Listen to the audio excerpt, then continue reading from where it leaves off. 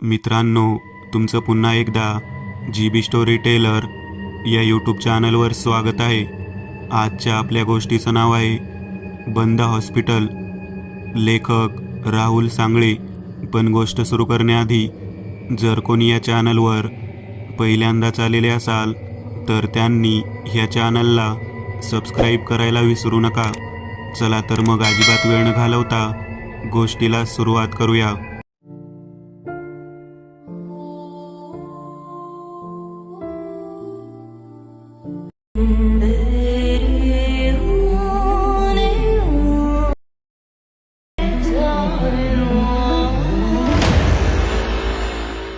पहाटे 4 वाजताच प्रशांतला हृदयाचा झटका आला आणि तो जमिनीवर कोसळला.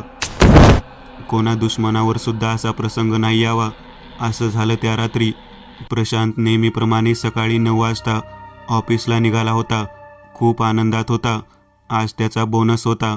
यंदा दिवाळी जोरात साजरी करणार ही त्याची उत्सुकता दिवसेंदिवस वाढत चालली होती. आज 1.5 वर्ष झाले होते त्याच्या कामाला आणि पहिल्यांदाच तो दिवाळी बोनस घेणार होता.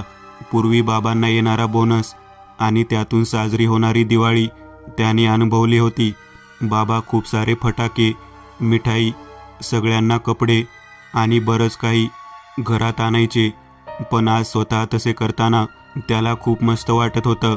त्याने घरात काय काय आणायचं, कुठे खर्च करायचा या सगळ्याची लिस्ट केली होती. पण त्याचं दुर्दैव असं नाही घडलं. ऑफिसला पोचायला जेमतेम अर्धा तास लागत असे. बरोबर 9:30च्या आसपास तो ऑफिसला पोहोचला आणि त्याने त्याच्याकडच्या चावीने ऑफिस उघडले. आज तोच पहिला ऑफिसमध्ये आला होता. त्याने त्याची बॅग त्याच्या जागेवर जाऊन ठेवली. थंडीचे दिवस म्हणून त्याने मस्त गरम चहा मागवला. आजवर ऑफिस पिऊन पण इतक्या लवकर आले नव्हते. तितक्या लवकर प्रशांत आला होता. इतक्यात चहा आला आणि त्यांच्या मागोमाग प्रशांतचे बॉस देखील आले. प्रशांतने त्यांना पाहिले आणि त्यांनी प्रशांतला आणि दोघे एकमेकांना आश्चर्याने पाहू लागले, कारण इतक्या लवकर दोघेही कधी आले नव्हते. प्रशांत त्यांना बघून उभा राहतो आणि good morning sir. Good morning. Prashant, आज काय पगाराचा दिवस म्हणून लवकर आला की काय? इतर वेळी कधी वेळेत आलेला बघितलं नाही तुला मी. तसं नाही सर, मला एके ठिकाणी आज काम होते म्हणून लवकर निघालो घरातून. ते काम लवकर आटोपले आणि इकडे आलो म्हणून आज जरा लवकरच आलो. प्रशांतने उडवाउडवीचे उत्तर दिले. बरं, असंच मी सहज बोललो. काही हरकत नाही. चहा घे आणि नंतर माझ्या केबिनमध्ये ये. आज तुला जरा जोखमीचे काम सोपवणार आहे आणि ते आजच्या आज झालंच पाहिजे म्हणून तुला सांगत आहे.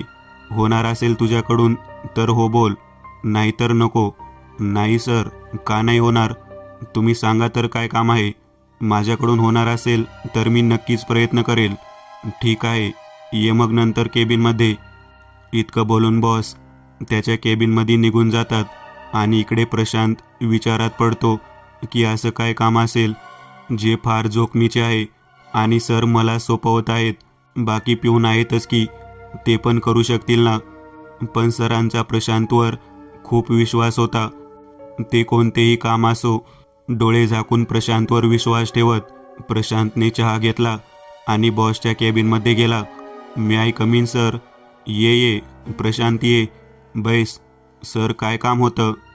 काय करायचं आहे मला? अरे आधी आत ये, बस तरी. प्रशांत आत येऊन खुर्चीवर बसतो. हे बघ प्रशांत, आज आत्ता ताबडतोब तुला चिपळूणला जायचं आहे आणि तिथे जाऊन MIDCच्या मागे असलेल्या एका हॉस्पिटलमध्ये जाऊन तुला हे 50 लाख रुपये द्यायचे आहेत. प्रवास लांबचा आहे पण हे कुठल्याही परिस्थितीत आजच द्यायचे आहेत.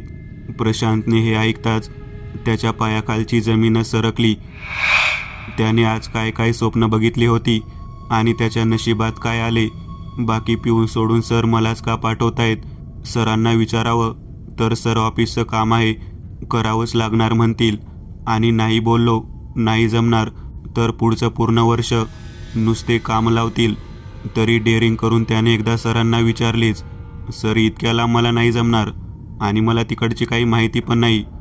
दुसरं कोणाला तरी पाठवा सर प्लीज. अरे मी दशरथला पाठवणार होतो पण तो आज येणार नाही. दशरथ ऑफिसातल्या पिऊनचे नाव आणि बाकी पिऊनला मी हे काम देऊ शकत नाही. ते नवीनच कामाला रुजू झालेत आणि इतकी मोठी रक्कम आहे असं कोणालाही देऊन नाही जमणार. त्या दिवाळीच्या सुट्ट्यांमुळे बँक बंद आहेत. हवं तर माझी 4 व्हीलर घेऊन जा. आता निघालास तर रात्रीपर्यंत माघारी येशील सुद्धा. मी त्या हॉस्पिटलचे लोकेशन तुला पाठवतो. तुला समजायला अवघड नाही जाणार. प्रशांतचा नाईलाज होता म्हणून त्याने घाई केली आणि सरांची गाडी आणि पैसे घेतले. स्वतःची बॅग घेतली आणि लगबगीने तो पुण्याहून चिपळूणला जायला निघाला. लोकेशन पाहिले असता 250 किलोमीटरचा रस्ता होता. प्रशांत सातारा मार्गे जायला निघाला. एव्हाना सकाळचे 10:30 वाजले होते. मनातल्या मनात बॉसला शिव्या देत देत तो गाडी चालवत राहिला. बऱ्यापैकी अंतर पार केले असेल. प्रशांतने दुपारचे 12:30 वाजले असतील तेव्हा शिरवळ गावात एका ठिकाणी प्रशांत चहा पिण्यासाठी थांबला. सकाळी लवकर घरातून आलोच नसतो तर आज मला इकडे जायची वेळच नसती आली. पण यांनी मुद्दा माझंच नेमका पगार पण ठेवला आहे. म्हणजे काही केल्या आज ऑफिसला येणं भागच होतं. देवा, कसली परीक्षा घेतोय रे माझी. आणि हॉटेलवाल्याला आवाज देतो, शेठ आहे का कोणी? एक चहा द्या मस्त गरमागरम. आणि भजी असेल तर ती पण द्या 1 प्लेट. या बसा बसा, गरम गरम भजीच करतोय. मुलगा 5च मिनिटात देतो. तोवर चहा देऊ का? नाही नको, दोन्ही सोबतच द्या. थंडीत चहा आणि भजी खाण्याची मजाच वेगळी आहे. थोड्या वेळाने मस्त चहा आणि भजी खाऊन प्रशांत पुढच्या प्रवासाला निघतो. त्याला तिकडे जाऊन पुन्हा माघारी लवकर यायचे होते. असाही त्याला पगार मिळणारच होता. पण तो दुसऱ्या दिवसावर गेला होता. त्यामुळे त्याला उद्या पुन्हा पगारासाठी दिवसभर वाट बघावी लागणार होती. म्हणून तो घाई करत होता. पुढे 2 तास तो हायवेवरून वेगाने गाडी चालवत उमरज पाटण करत तो घाटात पोहोचला. आता सायंकाळचे 4:30 वाजले असतील. कोयना नगर येथे प्रशांत पुन्हा चहासाठी एका हॉटेलवर आला आणि इथून त्याच्यासोबत जे काही घडलं ते त्याचं दुर्दैवच म्हणायचं. प्रशांत ज्या हॉटेलवर चहा पिण्यासाठी थांबला तिथे एका चोराने त्याला चांगले निरखून पाहिले. त्याच्याजवळ बरीच रक्कम असू शकते हे त्याच्या लक्षात आले. त्याने त्याचा पाठलाग करण्याचं ठरवलं आणि पुढे 4 ते 5 किलोमीटरवर जाऊन त्याला जाळ्यात अडकवण्याचा कट करू लागला. इकडे प्रशांतला त्याबद्दल काहीच कल्पना नव्हती. तो चहा पिण्यात व्यस्त होता. इतक्यात बॉसचा प्रशांतला फोन येतो. हॅलो प्रशांत, कुठपर्यंत पोहोचला? हॅलो सर, मी आता कोयना नगरपर्यंत आलो आहे. अर्धा तासात मी पोहोचेल. तिथे गेल्यावर कॉल करेल. ओके बॉस, ठीक आहे बोलून फोन कट करतो आणि इकडे प्रशांत पुन्हा गाडीत बसून लवकर निघतो. पुढे 4 ते 5 किलोमीटरवर जाताच त्या हॉटेलमधल्या चोराने त्याच्या गाडीच्या पुढच्या काचेवर अंडे फेकून मारले. एखाद्या पक्षाचे वरून अंडे पडले असावे या विचाराने प्रशांतने गाडीचा पाण्याचा नॉक चालू करून वायपर चालू केला. असे करताच काचेतून समोरचे अस्पष्ट दिसू लागले. प्रशांतला समोरचे काहीच दिसून येत नव्हते. सर्व काही अंधुक अंधुक दिसायला लागले होते. त्या दिवस मावळत चालला होता. प्रशांतचा नाईलाज होता म्हणून तो गाडीतून खाली उतरून गाडीचे काच साफ करू लागला. चोराने बरोबर अशा जागेत प्रशांतला अडकवला होता ज्या ठिकाणी आजूबाजूला कोणीच नसेल.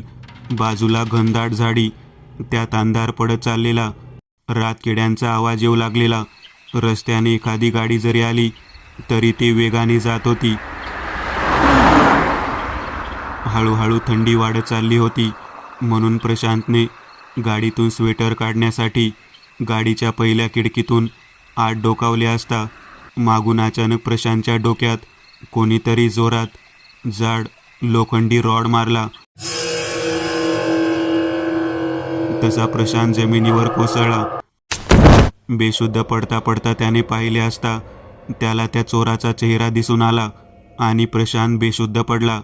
त्या चोराने ती पैशाची बॅग आणि मोबाईल घेऊन पसार झाला. 1 तास होऊन गेला असेल. प्रशांत बेशुद्ध अवस्थेत निश्चित पडून होता. आजूबाजूला क्वचित एखादी गाडी वेगाने जात होती पण रात्रीची वेळ असल्या कारणाने कोणीही थांबत नव्हते. जवळजवळ 2-2.5 तासाने प्रशांतला जाग आली. तो एका मोठ्या हॉस्पिटलमध्ये होता. तो उठून उभा राहिला. त्याच्या डोक्याला जोरात मार बसला होता आणि त्याच्या डोक्यातून सतत रक्त वाहत होते. म्हणून त्याने इकडे तिकडे काही फडके भेटते का ते शोधायला सुरुवात केली. ते शोधत असताना त्याच्या लक्षात येऊ लागले की हे हॉस्पिटल खूप जुने आहे आणि इथे कोणीच नाही आहे. इतक्या मोठ्या प्रशस्त जागेत एक पण माणूस नव्हता. सगळ्या हॉस्पिटलच्या वस्तू खराब झाल्या होत्या. काही ठिकाणी सलाईनच्या बाटल्या अस्ताव्यस्त पडल्या होत्या. काही ठिकाणी पंखे खराब झाले होते. कुठल्या लाईट्स चालू बंद होत होत्या. नळाचा आवाज ऐकू येत होता. कुठे खिडक्या हवेमुळे हालत होत्या. सगळे बाथरूम खराब झाले होते. लिफ्ट बंद पडली होती. सर्व फर्निचर कुजले होते. हे सगळं बघत बघत प्रशांत एका खिडकीजवळ आला. एव्हाना रात्रीचे 9:30 वाजले असतील. प्रशांतला काय करावे काही सुचत नव्हते. तो इकडे कसा आला, कोणी आणले याचा विचार करू लागला आणि त्याने खिडकीतून बाहेर पाहिले तर त्याला दूरवर एक मोठी कंपनी दिसली. तिच्या वरच्या बाजूला असणाऱ्या चिमणीतून धूर येताना दिसला. बहुतेक ती चालू असावी म्हणून त्याने वेळ न घालवता हॉस्पिटलच्या दरवाजाजवळ येऊन दरवाजा उघडण्याचा प्रयत्न करू लागला. पण दरवाजा काही केल्या उघडत नव्हता. त्याने हॉस्पिटलचे बाकी सगळे दरवाजे बघितले पण त्याला बाहेर जाण्याचा कोणताच मार्ग दिसत नव्हता. त्याने सर्व खिडक्या उघडण्याचा प्रयत्न केला पण तेही उघडत नव्हते. विचारात पडला की मला इथे आणले तरी कोणी, आणि आणलेच तर दरवाजा बंद कसा. जर का हे हॉस्पिटल जुने आणि बंद पडलेले आहे तर मला इथले दरवाजे आणि खिडक्या सहज तोडून बाहेर जाता यायला हवे. म्हणून मग त्याने हॉस्पिटलच्या खुर्च्या उचलून खिडक्यांवर फेकून तोडायचा तो प्रयत्न करू लागला. पण सगळे व्यर्थ. काही केल्या तो त्या हॉस्पिटलमधून बाहेर जाऊ शकत नव्हता. त्याने खूप प्रयत्न केले पण त्याला त्या बंद हॉस्पिटलमधून असं कोणीतरी नक्कीच होते जे त्याला आता बाहेर पडू देत नव्हते. त्याला आता भीती वाटू लागली. तो पळत पळत हॉस्पिटलच्या टेरेसवर जाऊ लागला पण प्रशांतला काही केल्या वर जाण्याचा मार्गच भेटत नव्हता. त्याला ठाम माहीत होते की इथं कोणाचा तरी आत्मा आहे जो मला इथून बाहेर पडू देत नाहीये. हे त्याला लक्षात येताच तो चारही बाजूला निरखून पाहू लागला आणि अचानक हॉस्पिटलच्या लाईट्स चालू बंद होऊ लागल्या. त्याच्या डोळ्यांपुढे अंधारी येऊ लागली. तो आता पूर्ण घामाघूम झाला होता. त्याला सापडेल त्या बाजूने प्रशांत धावू लागला. धावत धावत तो एका डेड हाऊसमध्ये आला आणि तिथले सर्व चित्र बघून प्रशांतच्या पायाखालची जमीनच सरकली. प्रशांतच्या ऑफिसचा पिऊन दशरथ तिथं मरून पडला होता. आतापर्यंत जे काही घडत गेले त्याचा सगळा संबंध दशरथशी होता. प्रशांत आता सुरुवातीपासून जे काही घडत गेले ते आठवू लागला. आठवता आठवता त्याला लक्षात आले की कधी नव्हे ते सकाळी तो आणि त्यांच्या पाठोपाठ त्याचा बॉस दोघे पण एकत्र आले होते. दशरथबद्दल विचारपूस केल्यावर बॉसने तो आज सुट्टीवर असल्याचे सांगणे. आता मात्र हळूहळू प्रशांतला या सर्व गोष्टींचा उलगडा होऊ लागला. पण त्याला अजून देखील कळले नव्हते की बॉसने त्याला इकडे का पाठवले. या हत्येमागे नेमकं कोण आहे याची आता प्रशांत शहानिशा करू लागला.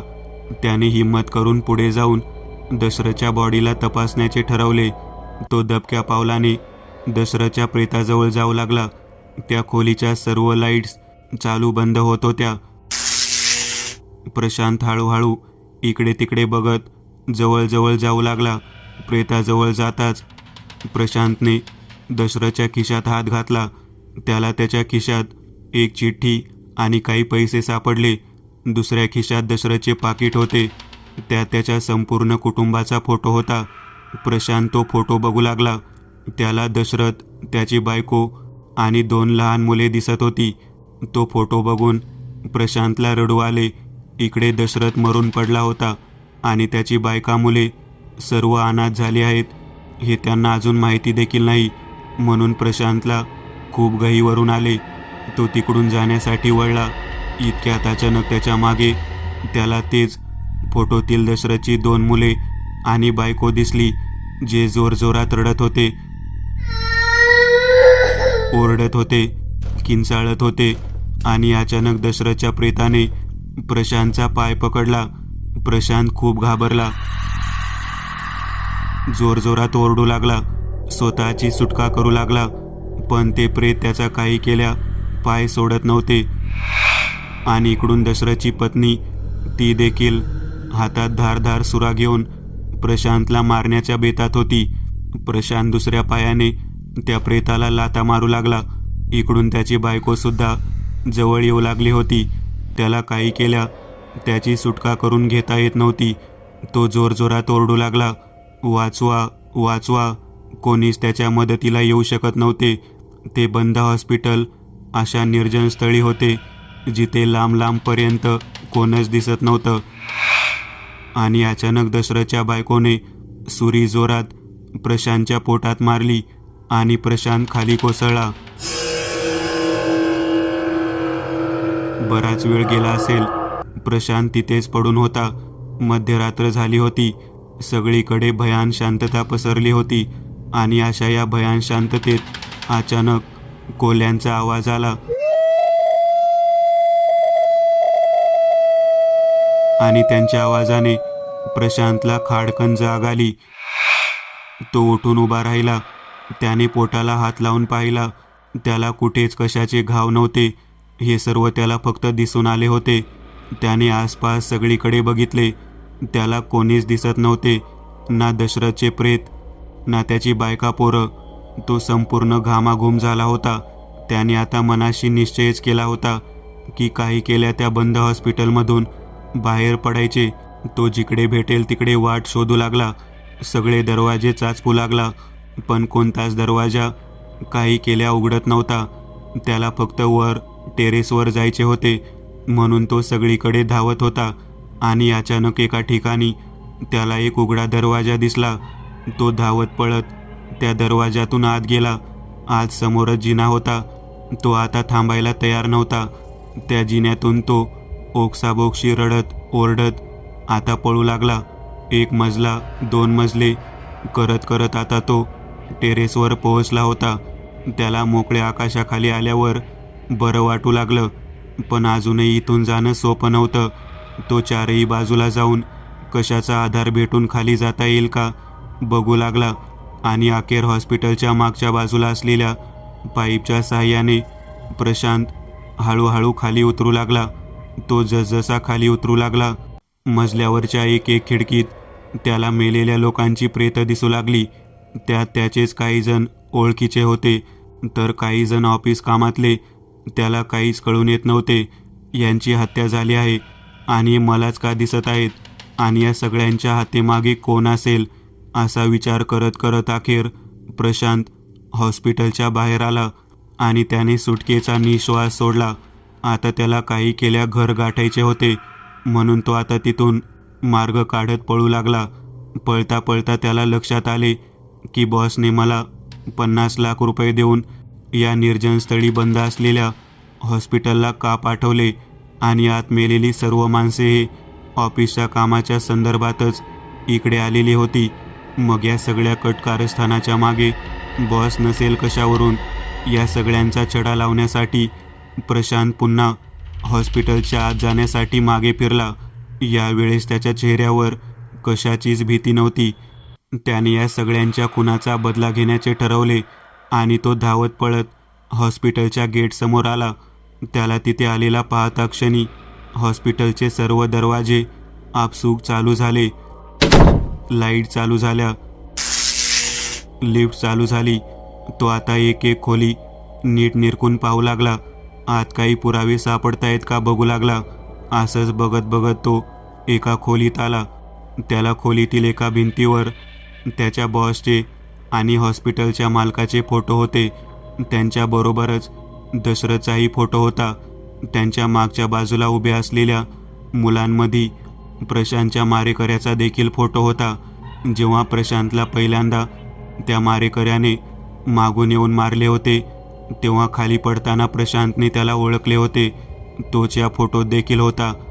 त्याने ती फोटो फ्रेम काढली आणि एका पिशवीत भरली. त्याला तो फोटो आता फक्त पोलिसांच्या स्वाधीन करायचा होता. म्हणजे या सगळ्यांच्या मागे खरा सूत्रधार कोण आहे हे समजेल.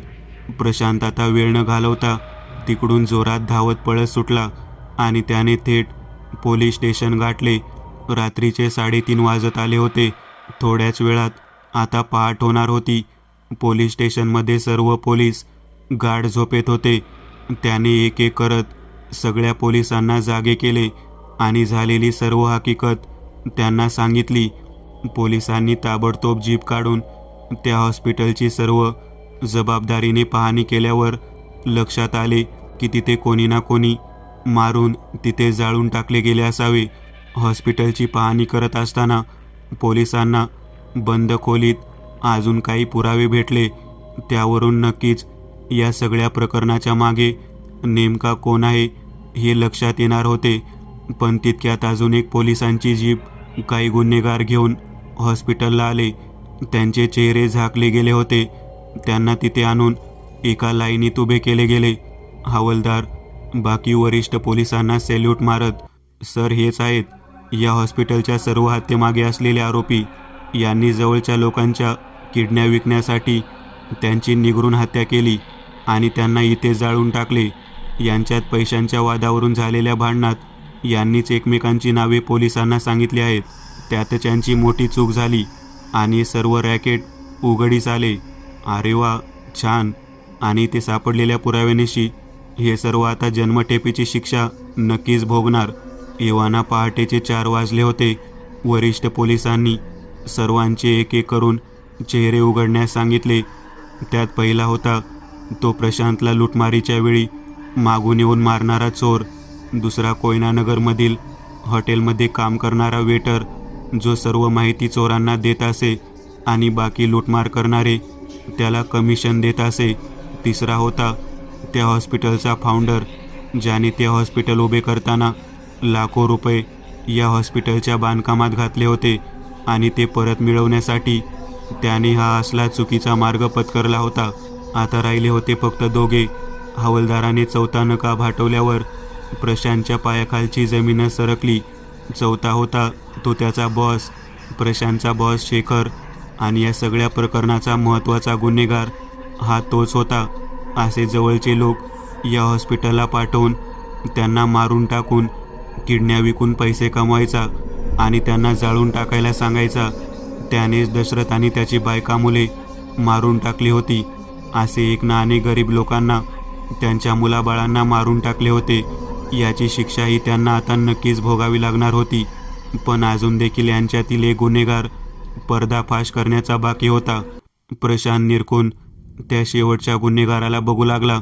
हवालदार हळूहळू त्याचाही नकाब काढू लागला आणि त्या शेवटच्या गुन्हेगाराला पाहता क्षणिक प्रशांतच्या काळजात चमक मारू लागली. तो गुन्हेगार बघत बघत जमिनीवर कोसळू लागला. पहाटेच्या 4 वाजताच प्रशांतला हृदयाचा झटका आला आणि तो जमिनीवर कोसळला. कोणा दुश्मनावर सुद्धा असा प्रसंग नाही यावा असं झालं त्या रात्री. तो 5वा गुन्हेगार दुसरा तिसरा कोणी नाही, स्वतः प्रशांतचे वडील होते. ते सुद्धा या सर्व प्रकरणात सामील होते. त्यामुळेच दशरथचं प्रेत आणि त्याची बायको त्यांचे आत्मे प्रशांतच्या दिशेने त्याला मारण्यासाठी येत होते. पण हे सर्व त्याला दिसून आले होते. तरी देखील आज त्याच्याच वडिलांनी हे कृत्य केल्यामुळे त्याला हृदयाचा झटका आला होता. बाकी पोलिसांनी ताबडतोब प्रशांतला जवळच्या हॉस्पिटलमध्ये भरती केले. मित्रांनो, आज पुरतं एवढंच. तुम्हाला जर काही गोष्ट आवडली असेल तर नक्की लाईक करा. तुमच्यापैकी बरेचसे जण व्हिडिओ लाईक न करताच पळून जातात. पण हा जर व्हिडिओ तुम्ही लाईक केला तर मला जरा बरं वाटेल आणि असेच भारी भारी व्हिडिओ बनवायची माझ्यात एनर्जी येईल. त्यामुळे नक्की लाईक करा. आणि अजूनही कोणी या चॅनलला सबस्क्राईब केलेलं नसाल तर लगेच सबस्क्राईब करून टाका. आणि बाजूची घंटी ती मात्र दाबायला विसरू नका. देवाची घंटी आहे ती. चला तर मग पुन्हा भेटूया अशीच एक आगळी वेगळी गोष्ट घेऊन पुढच्या